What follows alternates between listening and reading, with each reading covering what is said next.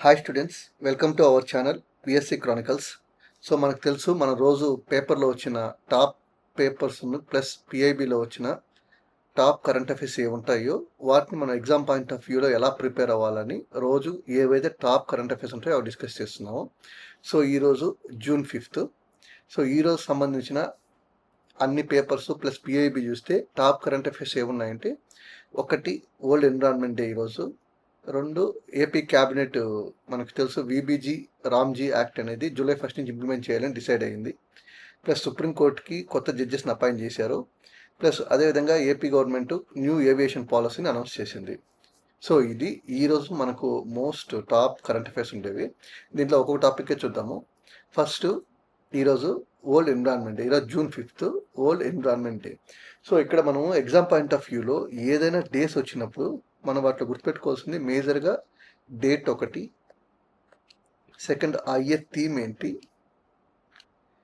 ఏ organisation conduct చేస్తుంది, plus ఆ day యొక్క ఇంపార్టెన్స్ ఏంటి, ప్లస్ ఆ డేని ఎందుకు చూస్ చేసుకున్నారు. ఈ 4 to 5 పాయింట్స్ గుర్తుపెట్టుకుంటే సరిపోతుంది. అంతకుమించి ఎక్కువ అవసరం లేదు.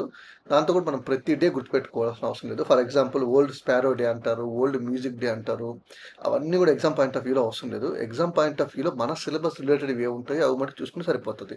For example June 5th world environment day, అలానే world ozone day, international day of disaster reduction ఇట్లాంటివన్నీ ఇవి చూసుకుంటే సరిపోతుంది.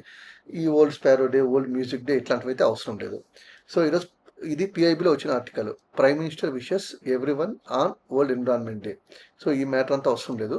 మనకు వరల్డ్ ఎన్విరాన్మెంట్ డేకి సంబంధించి ఫస్ట్ మన ఏంది, ఏ date world environment day celebrate చేసుకుంటారు, June 5th. So next question, why June 5th? June 5th ఎందుకు సెలెక్ట్ చేసుకుంటారంటే, జూన్ 5th ఎందుకు సెలెక్ట్ చేసుకున్నారంటే, మనకు ఇండస్ట్రియల్ రెవల్యూషన్ రాకముందు వరకు కూడా ఎన్విరాన్మెంట్ మీద పెద్ద ఫోకస్ పెట్టేవాళ్ళు కాదు. సో తర్వాత ఎన్విరాన్మెంట్ ఇంపాక్ట్స్ అవన్నీ అర్థమయ్యాక దీన్ని ఎలా వరల్డ్ మొత్తం యునైట్ చేయాలి, గ్లోబల్ లెవెల్లో ఒక ఫోరం ఉండాలని చెప్పని 1972లో first time Stockholm conference on human environment or united nations conference on human environment అనేది కండక్ట్ చేశారనమాట. వరల్డ్ లీడర్స్ మొత్తం వచ్చి డిస్కస్ చేయడం అవన్నీ జరిగింది. ఈ స్టాక్ హోమ్ కాన్ఫరెన్స్ స్టార్ట్ అయిన ఫస్ట్ డే జూన్ 5th అనమాట. సో దానికి గుర్తుగా జూన్ 5th వరల్డ్ ఎన్విరాన్మెంట్ డేగా డెసిగ్నేట్ చేశారు.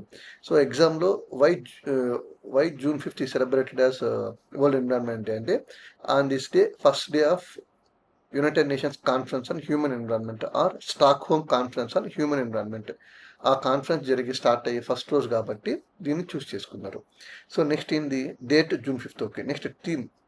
ఇయర్ థీమ్ ఏమంటే inspired by nature for climate for our future.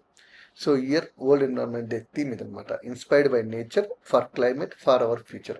Next ఇంకొక పాయింట్ ఏమనుకున్నాం మనం, ఎవరు కండక్ట్ చేస్తారు? గ్లోబల్ లెవెల్లో ఈ వరల్డ్ ఎన్విరాన్మెంట్ డే కండక్ట్ చేస్తే UNEP, United Nations Environmental Programme అనమాట. ఇది కూడా 1972 స్టాక్ హోమ్ కాన్ఫరెన్స్ యొక్క అవుట్కమ్, ఇది వన్ ఆఫ్ ద అవుట్కమ్స్ అనమాట. సో యుఎన్ఈపి అనేది వరల్డ్ ఎన్విరాన్మెంట్ డే కండక్ట్ చేస్తారు. ఏదైనా గ్లోబల్ ఆర్గనైజేషన్ మనకు న్యూస్లో ఉంటే దానికి హెడ్ క్వార్టర్స్ కూడా చూసుకోండి. అదేవిధంగా యుఎన్ఏపి హెడ్ క్వార్టర్స్ ఏమంటే నైరోబి, అంటే కెన్యాలో ఉంటుంది ఇది. సో మనకి ఇక్కడ ఏంది, world environment day June 5th. ఎందుకు జూన్ 5th తెలుసుకున్నాము, థీమ్ తెలుసుకున్నాము, ఏ బాడీ కండక్ట్ చేస్తామని చూసాము, దాని యొక్క హెడ్ క్వార్టర్స్ ఏముందో చూసుకున్నాము అనమాట. For example exam point of వ్యూలో క్వశ్చన్ ఏ విధంగా అడగచ్చు, world environment day was established after which major global conference. మనం ఆల్రెడీ డిస్కస్ చేసాం, స్టాక్ హోమ్ కాన్ఫరెన్స్. సో ఇక్కడ మీరు నేర్చుకోవాల్సింది ఏమంటే, డే వచ్చినప్పుడు ఎలా ప్రిపేర్ అవ్వాలి, ఒక 4 to 5 పాయింట్స్ అది. సో గుర్తుపెట్టుకోండి, world environment day June 5th. Next ఇక్కడ ఈరోజు ఎన్విరాన్మెంట్ డే కాబట్టి నేను ఇంకొక పాయింట్ చెప్పాలనుకుంటున్నాను. ఎన్విరాన్మెంట్ రిలేటెడ్ కరెంట్ అఫైర్స్ ఏ వచ్చినా కూడా అది చాలా జాగ్రత్తగా ఫోకస్ చేయండి. ఎందుకంటే ఎన్విరాన్మెంట్ మీద వచ్చే కరెంట్ అఫైర్స్ ఎగ్జామ్లో వచ్చే ఛాన్సెస్ చాలా ఎక్కువ ఉంటాయి. కాబట్టి ఎన్విరాన్మెంట్ రిలేటెడ్ పైన ఏదైనా కరెంట్ ఇష్యూస్ ఉన్నప్పుడు వాటి మీద ఎక్కువ ఫోకస్ పెట్టండి. సో నెక్స్ట్, ఇది ఈనాడులో వచ్చిన ఆర్టికల్. ఏపీ గవర్నమెంట్ నిన్న ఏపీ క్యాబినెట్ సమావేశం జరిగింది. దాంట్లో ఒకటి one of the important outcome ఏమంటే, విబిజీ రామ్జీ యాక్ట్ని జూలై 1 నుంచి ఏపీలో ఇంప్లిమెంట్ చేస్తామని అనౌన్స్ చేశారనమాట. సో మీరందరూ చాలా రోజులు న్యూస్ పేపర్ చూసుంటారు.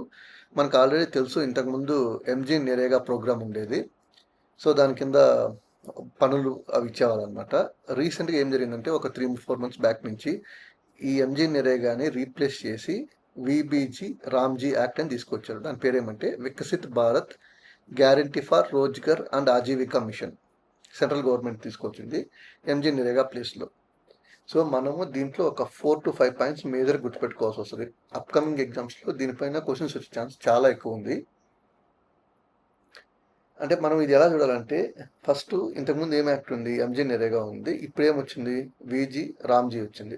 దానికి దీనికి డిఫరెన్స్ ఏమని చెప్పని చూడాలి. ఫస్ట్ దీంతో మెయిన్ ఫీచర్స్ ఏమో చూద్దాం. ఇంతకుముందు ఎంజీ నరేగాలో 100 days ఆఫ్ ఎంప్లాయ్మెంట్ ప్రొవైడ్ చేసేవాళ్ళు.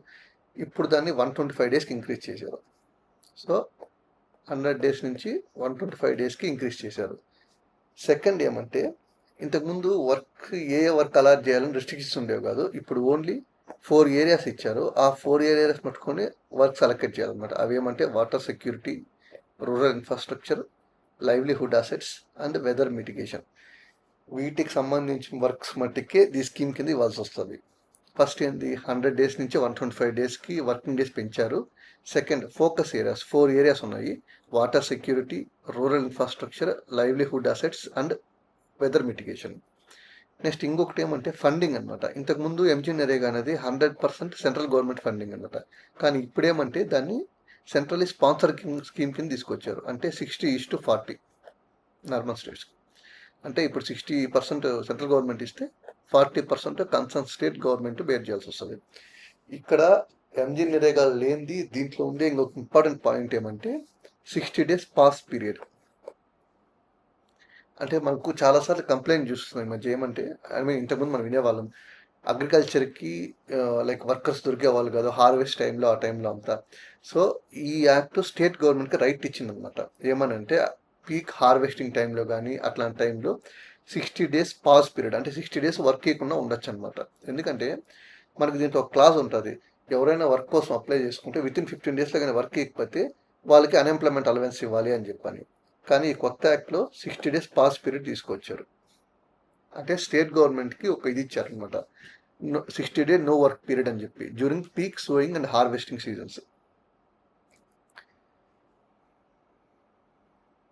సో ఇంకోటి ఏమంటే, మన వెబ్సైట్లోకి వెళ్తే మీకు ఆల్రెడీ చెప్పాను నిన్న, pscchronicles.comలో ప్రతిరోజు మనం ఏ కరెంట్ అఫైర్స్ అయితే డిస్కస్ చేస్తామో దాని గురించి ఇంకా నీట్గా దాని బ్యాక్గ్రౌండ్ అంతా కూడా అక్కడ ఇవ్వడం జరుగుతుందని. దాంట్లో ఆల్రెడీ ఎంజీ నరేగాకి విబీజీ ర్యాంక్ ఉన్న డిఫరెన్సెస్ నీట్గా ఇవ్వడం జరిగింది. ఈ డిఫరెన్సెస్ అయితే కన్ఫర్మ్గా గుర్తుపెట్టుకోండి. తర్వాత ఈ ఫ్యూచర్లో వచ్చే ఎగ్జామ్స్ అడిగే ఛాన్సెస్ చాలా ఎక్కువ ఉంది. చూడండి, ఇంతకుముందు ఎంప్లాయీ గ్యారంటీ ఎంజీ నరేగాలో 100 days, విబీజీ రామ్జీలో 125 days. ఇంతకుముందు కూడా 15 daysలో వర్క్ ప్రొవైడ్ చేయకపోతే అన్ఎంప్లాయ్మెంట్ అలవెన్స్ ఇవ్వాలి. అది ఇప్పుడు కూడా రిటైన్ చేశారు. అగ్రికల్చరల్ పాస్ అనేది ఎంజీ నరేగా యాక్ట్లో లేదు, కానీ ఇప్పుడు 60 days ఇచ్చారు దానికి. అట్లా ఈ డిఫరెన్స్ మొత్తం ఒకసారి బాగా నేర్చుకోండి. సో నెక్స్ట్ ఆర్టికల్ చూస్తే ఇది ఈనాడులో పబ్లిష్ అయింది. ఏపీ విమానయాన పాలసీ, ఇంగ్లీష్లో అయితే ఏపీ స్టేట్ ఏవియేషన్ పాలసీ 2026-31 సంబంధించిన పీరియడ్కి దీన్ని ఏపీ క్యాబినెట్ అప్రూవ్ చేసింది. సో ఆల్రెడీ నేను చెప్పాను, నేను ఏపీ క్యాబినెట్ సమావేశం జరిగింది. దాంట్లో 2 major outcomes exam point of వ్యూలో ఏమంటే, ఒకటి ఇందాక చెప్పిన విబీజీ రామ్జీ యాక్ట్, సెకండ్ వచ్చి AP state aviation policy. So మనకి ఏదైనా గవర్నమెంట్ పాలసీ తీసుకొచ్చినప్పుడు like MSME policy, industrial policy, aviation policy, అట్లా ఏ పాలసీ తీసుకొచ్చినా కూడా ఎవరైతే గ్రూప్ 2 ప్రిపేర్ ఆస్పిరెంట్స్ ఉంటారో వాళ్ళు ఆ పాలసీకి సంబంధించిన ఆబ్జెక్టివ్స్, టార్గెట్స్, గోల్స్ ఏదైనా ఒక ఇంపార్టెంట్ ఆర్గనైజేషన్ అనౌన్స్ చేసి ఉంటే అవి సరిపోతుంది.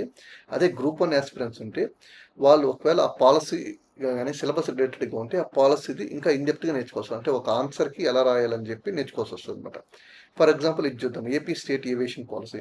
ఇది మనం ఆల్రెడీ గ్రూప్ 1 సిలబస్లో ఉంటుంది. ఏపీపీఎస్సీ గ్రూప్ 1 సిలబస్ చూస్తే దాంట్లో ఏవియేషన్ అనే టాపిక్ ఉంటుంది. సో వాళ్ళు ఆస్పిరెంట్స్, గ్రూప్ 1 ఆస్పిరెంట్స్ ఎవరైతే ఉంటారో వాళ్ళు ఏపీ స్టేట్ ఏవియేషన్ పాలసీ ఇంకా ఇన్డెప్త్గా నేర్చుకోవాల్సి వస్తుంది.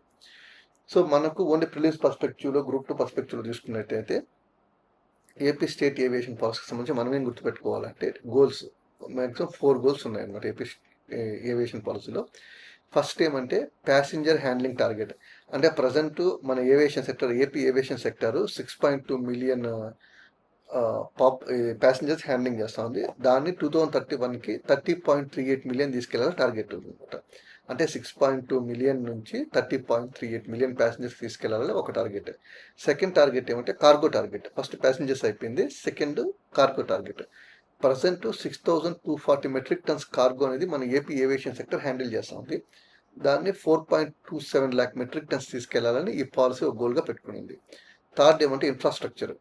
అంటే కొత్తగా ఈ పాలసీ ద్వారా కొత్తగా ఏపీలో 9 ఎయిర్పోర్ట్స్, 10 వాటర్ డ్రోమ్స్ డెవలప్ చేయాలని చెప్పి టార్గెట్ పెట్టుకుంది. ఫస్ట్ ఏంది passenger target, second cargo target, third infrastructure. ఇన్ఫ్రాస్ట్రక్చర్లో 9 new airports, 10 waterdromes develop చేయాలని టార్గెట్ పెట్టుకునింది. Last accessibility goal. దీంట్లో one of the important goal ఏమంటే ప్రతి 150 కిలోమీటర్లకి ఒక ఎయిర్పోర్ట్ ఉండాలని చెప్పని ఈ పాలసీలో గోల్గా పెట్టుకున్నారనమాట. సో మొత్తం 4 గోల్స్ ఉన్నాయి. Passenger, cargo, accessibility, infrastructure. ఇది గుర్తుపెట్టుకోండి సరిపోతుంది. ఎగ్జామ్ పాయింట్ ఆఫ్ వ్యూలో క్వశ్చన్ ఎలా అడగచ్చు. AP state aviation policy targets how many new airports? 9 new airports. How many waterdromes అంటే 10. అట్లా డైరెక్ట్ ఇలాంటి క్వశ్చన్స్ అడుగుతారనమాట మనకు ప్రిలిమ్స్ పర్స్పెక్టివ్లో చూసుకున్నట్టయితే. సో సింపుల్ సరిపోతుంది, ఇంకా ఎక్కువ ఆప్షన్ లేదు దీంట్లో ఏపీ స్టేట్ ఏవియేషన్ పాలసీకి సంబంధించి. కానీ నెంబర్స్ అయితే బాగా గుర్తుపెట్టుకోండి.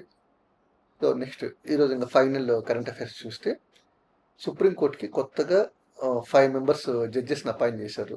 సో దీంతో సుప్రీంకోర్టు స్ట్రెంత్ 37 మెంబర్స్ అయిందన్నమాట, ఇంక్లూడింగ్ చీఫ్ జస్టిస్. సో ఇక్కడ మనం ఆ జడ్జెస్ పేర్లు, వాళ్ళు ఎవరు, అవంతా కూడా అవసరం లేదు ఎగ్జామ్ పాయింట్ ఆఫ్ వ్యూలో. మనం ఏం చేస్తామంటే జనరల్గా మోస్ట్ ఆఫ్ ద ఆస్పిరెంట్స్ ఏం చేస్తారంటే ఈ జడ్జెస్ పేర్లు ఇవన్నీ కూడా గుర్తుపెట్టుకుంటారు అనమాట. సో అది మనకి ఎగ్జామ్లో అసలు అడగరు, గుర్తుపెట్టుకునే అవసరం కూడా లేదు. మనం దీంట్లో ఎగ్జామ్ పాయింట్ ఆఫ్ వ్యూలో ఏ విధంగా అడుగుతారని చూసినట్టయితే ఫస్ట్ మనకి ఎందుకు 37 మెంబర్సే ఎందుకు, 50 మెంబర్స్ అయ్యిండొచ్చు కదా, లేదా 20 మెంబర్స్ అయ్యిండొచ్చు కదా అని కూడా మనకు అనుకోవచ్చు. సో దీనికి రీసెంట్గా ఒకటి జరిగింది అనమాట. రీసెంట్గా యూనియన్ క్యాబినెట్ అనేది సుప్రీంకోర్టు స్ట్రెంత్ ఉంటుంది కదా, దాన్ని 38 చేసింది. 37+1 అంటే 37 జడ్జెస్ +1 చీఫ్ జస్టిస్. సో ఇక్కడ చూసుకున్నట్టయితే ఇక్కడ మనం గుర్తుపెట్టుకోవాల్సింది ఏమంటే పార్లమెంట్కి అధికారం ఉంటుంది సుప్రీంకోర్టు జడ్జెస్ యొక్క స్ట్రెంత్ పెంచాలంటే. సో ఓన్లీ పార్లమెంట్కి మట్టుకే సుప్రీంకోర్టు స్ట్రెంత్ పెంచే అధికారం ఉంటుంది. ఇనిషియల్గా మనకు 1950లో సుప్రీంకోర్టు ఫామ్ అయినప్పుడు ఓన్లీ 8 జడ్జెస్ మట్టుకే ఉన్నారు. 7+1 అంటే 7 జడ్జెస్ ప్లస్ చీఫ్ జస్టిస్ ఉండేవాళ్ళు. దాన్ని టైం టు టైం పార్లమెంట్ యాక్ట్స్తో 38 జడ్జెస్ తీసుకొచ్చారు. రీసెంట్గా అమెండ్మెంట్ చేశారు, 38 జడ్జెస్ అయ్యారు. 1 chief justice plus 37 other judges. So ఈ 5 జడ్జెస్ని అపాయింట్ చేయడంతో టోటల్ స్ట్రెంత్ 37 అయింది. అంటే ఇంకొక జడ్జి పొజిషన్ వేకెంట్ ఉంది అనమాట. సో మనం గుర్తుపెట్టుకోవాల్సింది ఎవరంటే ఎవరికి పవర్ ఉంటుంది సుప్రీంకోర్టు జడ్జి స్ట్రెంత్ ఇంక్రీజ్ చేసేకి? Answer parliament. ఏ ఆర్టికల్లో ఉంటుంది అంటే అది ఆర్టికల్ 124 క్లాస్ 1. ఇది సరిపోతుంది గుర్తుపెట్టుకుంటే. ఇక్కడ ఇంకొక మోస్ట్ ఇంపార్టెంట్ పాయింట్ ఏమంటే సో సుప్రీంకోర్టు కాంట్రాస్ట్గా హైకోర్టు తీసుకుందాం. హైకోర్టులో ఏం చెప్తాదంటే నీకు హైకోర్టు స్ట్రెంత్కి మళ్ళీ లా కానీ చట్టం కానీ ఏమీ అవసరం లేదు, ప్రెసిడెంట్ డిసైడ్ చేస్తారనమాట. Determined and adjusted by president based on work load. So ఇక్కడ మనం గుర్తుపెట్టుకోవాల్సింది సుప్రీంకోర్టులో జడ్జెస్ స్ట్రెంత్ ఎంత ఉండాలి అని డిసైడ్ చేసేది పార్లమెంట్ బై లా. కానీ హైకోర్టులో డైరెక్ట్ ప్రెసిడెంటే చేస్తారన్నమాట. Based on work load president determine. ఒక హైకోర్టుకి ఎంత స్ట్రెంత్ ఉండాలనేది ప్రెసిడెంట్ డిస్క్రిషన్. అదే సుప్రీంకోర్టుకి అయితే పార్లమెంట్. సో ప్రజెంట్ మన సుప్రీంకోర్టు స్ట్రెంత్ ఎంత అంటే 38. ఇక్కడ ఇంకోటి కూడా కన్ఫ్యూజ్ అయిపోతారు, గుర్తుపెట్టుకుని 38 అంటే 37+1 అంటే 37 జడ్జెస్ +1 చీఫ్ జస్టిస్. సో ఎగ్జామ్లో ఎలా అడగచ్చు? Which article allows parliament to regulate number of supreme court judges? Article 124(1). అదే హైకోర్టుకి అయితే లా అవసరం లేదు, president determine based on work load. ఈ డిఫరెన్స్ అనేది గుర్తుపెట్టుకోండి, మనం చాలా ఇంపార్టెంట్ ఇది. మళ్ళీ చెప్తున్నాం, supreme court judges strength parliament fix చేస్తుంది, high court judges strength president discretion అంటే based on work load. So ఇది ఈరోజు సంబంధించిన టాప్ కరెంట్ అఫైర్స్. దీనికి మళ్ళీ మీరు ఇన్డెప్త్గా రివిజన్ చేసుకోవాలనుకుంటే pscchronicle.com అనే వెబ్సైట్ ఉంటుంది, దాంట్లోకి వెళ్ళి మీరు కరెంట్ అఫైర్స్ చూస్తే ఇంకా ఈ టాపిక్ని స్టాటిక్ పాయింట్ ఆఫ్ వ్యూలో ఇంకా వేరు డైమెన్షన్స్ చూసి ప్లస్ ప్రాక్టీస్ క్వశ్చన్స్ అన్నీ కూడా ఉంటుంది. Prepare well. All the best. Thank you.